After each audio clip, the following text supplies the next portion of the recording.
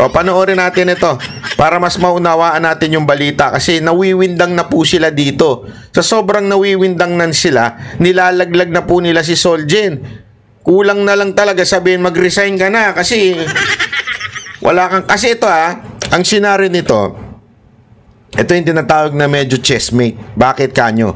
Kasi nga, sabi ni Soljen, nasa bahala ng presidente kung ako ay sisisante niya o ifo-fire niya. Pero at the same time, itong tagapagsalita ng Malacanang, napakakapal talaga ng muka. Itong tagapagsalita ng Malacanang, iba ang tinig. Di ba? Iba ang salita, iba ang buka ng bibig. O dapat, ang sagot ba naman niya, i-assess mo sa sarili mo. Kung dapat ka na talaga mag-resign. Di ba? Yan ang sinasabi niya. Wala na sa hulog talaga itong aling to eh. O, panoorin natin to Pinaubayan na raw ni Solicitor General Menardo Guevara kay Pangulong Bongbong Marcos kung dapat pa ba siyang manatili sa pwesto. Kasunod yan ang pagtanggi ni Guevara na depensahan ang posisyon ng gobyerno sa pag-aresto kay Duterte. Nasa frontline ng balitang yan si Maricel Halili. Si Solicitor General Menardo Guevara raw mismo ang dapat tumimbang kung nararapat pa ba siyang manatili sa Office of the Solicitor General. Ito ang sinabi ni Palace Press Officer Undersecretary Claire Castro nang tanungin kung papalitan ba sa pwesto si Guevara. Matapos magpadala ng manifestation ng OSG sa Korte Suprema kung saan tumanggi si Guevara na maging abogado o bahagi ng pagdinig tungkol sa consolidated petition na habeas corpus na inihain ni na Mayor Baste, Congressman Pulong at Kitty Duterte. Kaugnayan ang umano'y iligal na pag-aresto sa kanilang amang si dating Pangulong Rodrigo Duterte. Si Guevara ay naging kalihim ng Department of Justice sa ilalim ng Duterte administration. Sabi ngayon ng Malacanang, siguro po mas maganda po kung mismo si Soljen ang mag-assess sa sarili niya kung siya pa po ba ay nararapat na tumayo bilang Solicitor General. Grabe, no? Yan, makikita mo talaga na wala sa hulog tong aling to. Wala sa hulog to. Wala. Unless, Mr. Marcos, inutusan mo itong alin to na yan ang sabihin. Kasi kung ako, hindi dapat tayo nagsasalita ng ganyan eh. Hindi ko siya dapat kasi, remember, ang sabi nga nila, di ba, mga secretary, like itong si Soljen, yan po ay ano lang, sila po ay nagtatrabaho sa pleasure of the president. Ibig sabihin, walang ibang dahilan para mag-stay yan kung hindi yan gusto ng presidente. Okay? Napakalinaw po nun. Pero itong alin to, pinag-iisip niya pa yung tao na sinasabi niya, mag-i-assess mo kung kailangan mo nang mag-resign. Kailan ka pa naging presidente? Baka naman gusto mo nang palitan si Lisa Marcos. Di ba? Gago! Kasi may sarili kang may sarili kang tono, ika nga. Yung iba chorus na, ikaw nasa stanza ka pa lang. Ganun ang tono mo eh. Tagapagsalita ka, hindi ka tagapag-opinion. Magkaiba yun, te. Ha? Kaya nga dapat talaga ang tawag sa'yo, hindi press secretary. Dapat talaga tawag sa'yo, tanso vlogger. O attack dog ng Malacanang. Kasi ito nga, ibig sabihin, ito kasing ginawa ni Soljen Guevara. Ano ho ito? Sampal ho talaga sa kanila ho ito.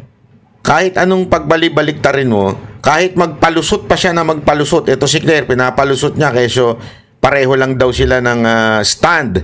Si Soljen at saka si itong si Marcos ay pareho lang daw sila ng stand.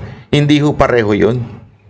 Kasi si Marcos, inimplement niya yung utos ng ICC.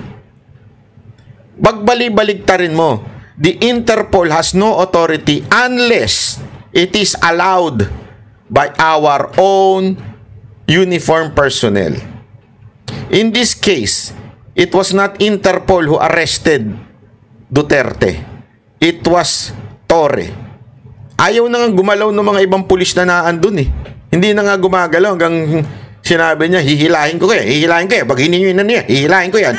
Hihilahin ko yan, hihilahin ko yan. Ibig sabihin, kumilos si Torre not because of the Interpol, Kumilos si Torre because he was commanded na kumilos. Kahit anong gawin yung palusot, aminin nyo na lang na ginusto nyo talagang mawala si Duterte sa Pilipinas because this is campaign season. And sa campaign season, malaking bagay ang presensya ni Pangulong Duterte. Alam nyo yan. Kaya sa inyo, alam mo, kung papansinin mo, bakit nila, ito naisip ko lang to, kung bakit nila inalaw na kahit alam nilang mali-mali, kahit inalaw nilang kung ano-ano, yung illegal na pagdukot kay Pangulong Duterte, kung bakit nila inalaw yun.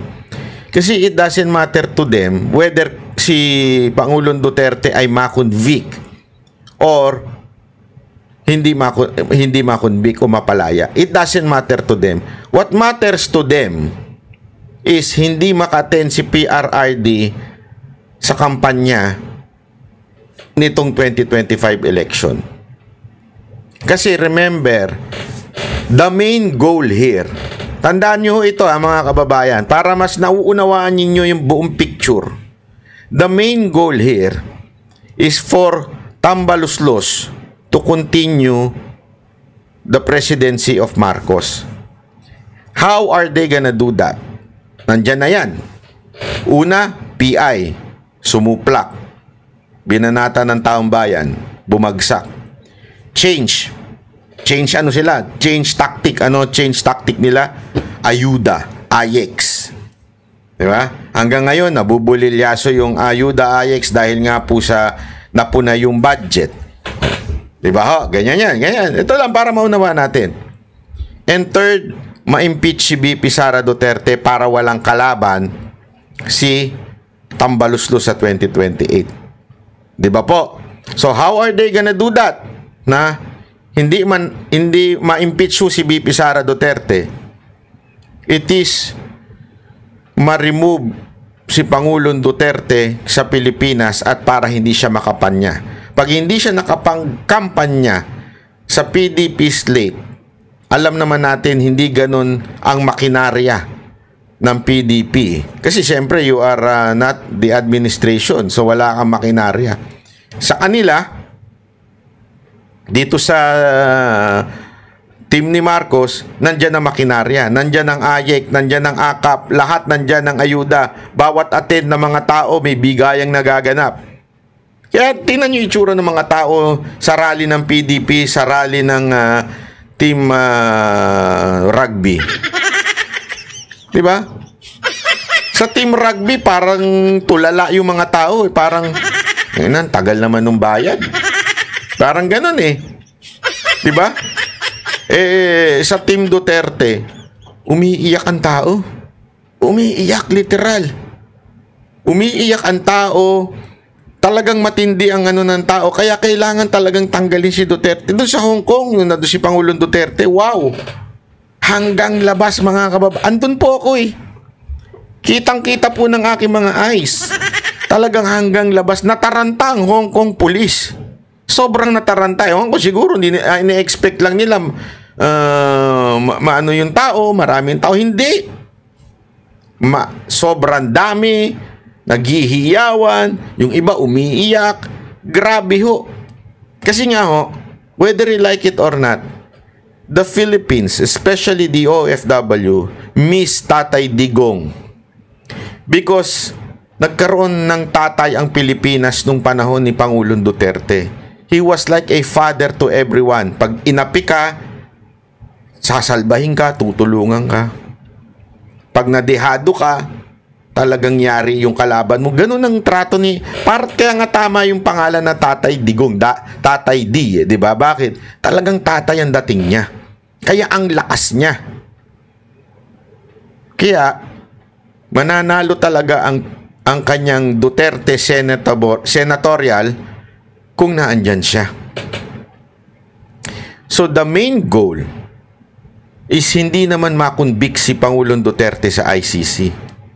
The main goal of Marcos and Romualdez is hindi maka-attend ng rally si Pangulong Duterte para yung kanilang maitim na balak sa kanilang mga kandidato ay may panalo nila ito.